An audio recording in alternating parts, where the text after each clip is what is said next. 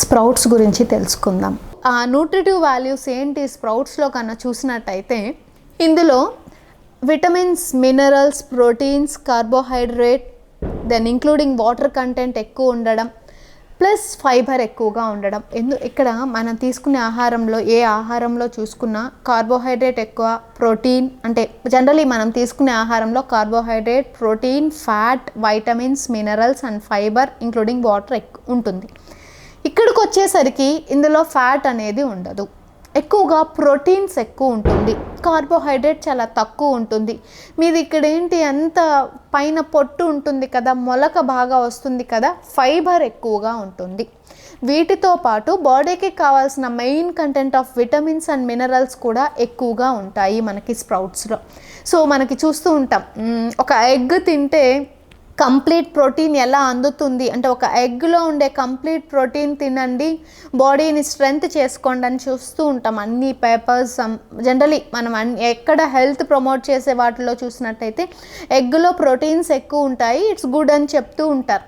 అలా మనకి ఈక్వలీ చూసుకున్నట్టయితే స్ప్రౌట్స్లో the content of complete protein అనేది స్ప్రౌట్స్లో దొరుకుతుంది.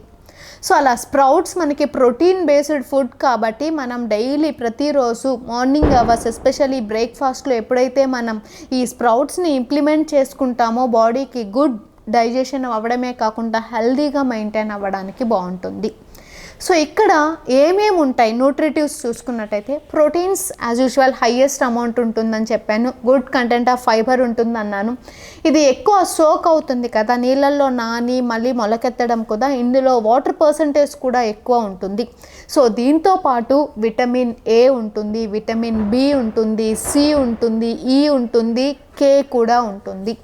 ఇందులో ఇన్ని రకాల వైటమిన్స్ ఉంటాయి. వీటితో పాటు మినరల్స్లోకి వచ్చినట్టయితే, సో మీకు మినరల్స్లో కూడా సోడియం ఉంటుంది, పొటాషియం ఉంటుంది, ఫాస్ఫరస్ ఉంటుంది, మ్యాంగనీస్ ఉంటుంది, జింక్ ఉంటుంది, సెలీనియం ఉంటుంది. సో ఎవ్రీథింగ్ మనకి ఎక్కువ కంటెంట్ ఆఫ్ మినరల్స్, మెయిన్గా బాడీకి కావాల్సిన ఐరన్, ఫోలేట్, కాల్షియం ఇవన్నీ కూడా మనకి స్ప్రౌట్స్లో ఎక్కువగా ఉంటుంది. సో ఇక్కడ మీకు న్యాచురోపతి డైట్లో ఎక్కువగా సాల్ట్ని రెడ్యూస్ చేయమని చెప్తూ ఉంటారు కదా, సాల్ట్ తీసుకోకపోతే సోడియం డెఫిషియన్సీ వచ్చేస్తుందని అనుకుంటారు కదా. ఇక్కడ మనకి ఏంటంటే ఆ రీప్లేస్ చేసే అన్నీ కూడా స్ప్రౌట్స్లో ఎక్కువ ఉంటాయి. సో మనకి ఏంటంటే పొటాషియం కానివ్వండి, సోడియం కానివ్వండి, ఐరన్, జింక్, ఎస్పెషల్లీ సెలీనియం ఇవన్నీ కూడా ఇమ్యూనిటీని ఇంకా ఇంప్రూవైజ్ చేయడానికి, బాడీ యొక్క హెల్త్ ప్రమోట్ చేయడానికి బాగా యూజ్ అయ్యే మినరల్స్.